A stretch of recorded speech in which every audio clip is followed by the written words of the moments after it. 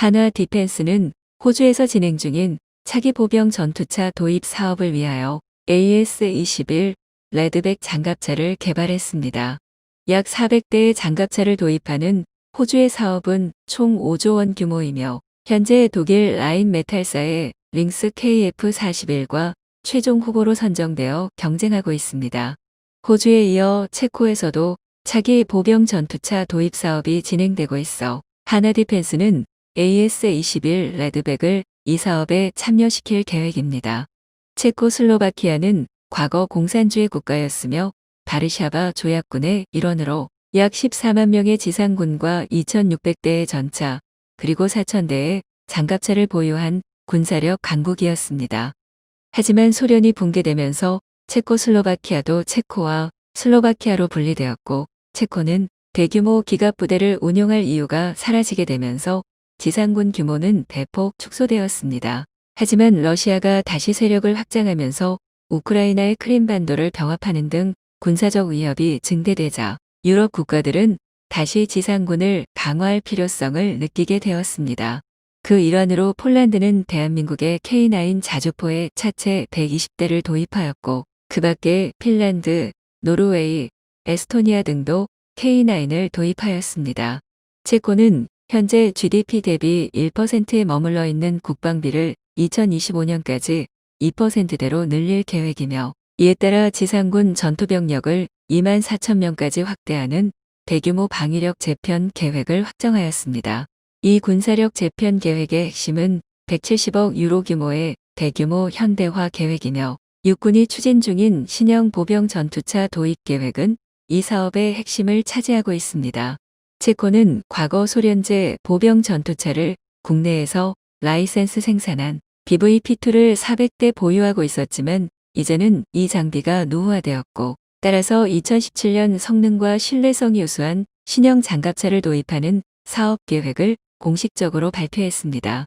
체코 국방부의 발표에 따르면 이 사업은 200대의 보병 전투차와 각종 지원 차량을 도입하는 사업으로 전체 사업 규모는 우리 돈 2조 원에 달합니다. 원래 일정대로라면 2017년 중 참가 임하부처를 대상으로 테스트를 진행한 후 2018년 상세평가를 거쳐 사업자를 선정하고 2019년부터 생산에 착수할 예정이었습니다. 사업 진행 과정이 빠른 만큼 체코는 판매나 운용 실적에 따른 신뢰성이나 실제 성능에 큰 가산치를 두었습니다.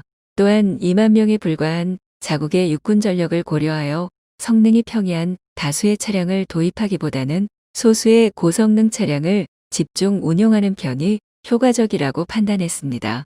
당시 사업에 참여 의사를 보낸 업체는 영국, 독일, 미국 등 고성능의 장갑차를 보유한 선진국의 방산 기업들이었습니다. 이 사업이 200여 대의 차량을 직도입하는 큰 사업이었기 때문에 선진국의 업체들에게는 매우 욕심이 나는 사업이었습니다. 이들 업체들이 제안한 차량의 성능을 보면 전투 중량 30톤 이상, 엔진 출력 800마력 이상이고 대부분 고성능의 대전차 미사일과 증가장갑 등 성능이 아주 우수한 차량들이었습니다. 대한민국의 한화 디펜스는 지금의 레드백과 같은 새로운 장갑차를 보유하고 있지 않았고 다른 유럽 국가들처럼 체코와 정치적이나 경제적으로 연결할 부분이 많지 않아 사업에 참여 신청을 하지는 않았습니다. 2017년에 실시된 시험평가 과정에서 차량들은 이동 간사격, 야지주행, 장애물 극복 등 다양한 평가를 실시했습니다. 체코는 이러한 평가 과정을 거치고 2018년 최종 사업자를 선정하려 했지만 당시 체코에서 선거가 실시되었고 그에 따라 새로운 내각 구성의 지연 등으로 인해 사업자 선정이 늦어졌습니다. 여기에 신임 국방장관인 칼라스 레츠토바가 고가의 보병 전투차 도입 사업을 재검토하라고 지시하면서 사업자 결정은 아직까지 이루어지지 않고 있습니다. 이 사업이 체코의 국가 규모에 비해 너무 부담이 큰 대형 사업이라는 이유였습니다. 그리고 체코의 방산업체들을 중심으로 국내에서 자체 개발하는 방안을 주장하고 있고 체코 정부도 해외 기술 협력을 통한 국내 생산에 관심을 갖고 있습니다. 하지만 체코군이 고성능의 장갑차를 요구하고 있기 때문에 아무리 국내 개발이 원활하게 진행된다고 하더라도 2년 내에 생산 계약을 체결하고 7년 내에 전력화를 마치는 것은 매우 어려울 것으로 예상되며 개발 기간이 길어짐에 따라 도입 비용도 증가하게 될 것이라는 우려도 있습니다.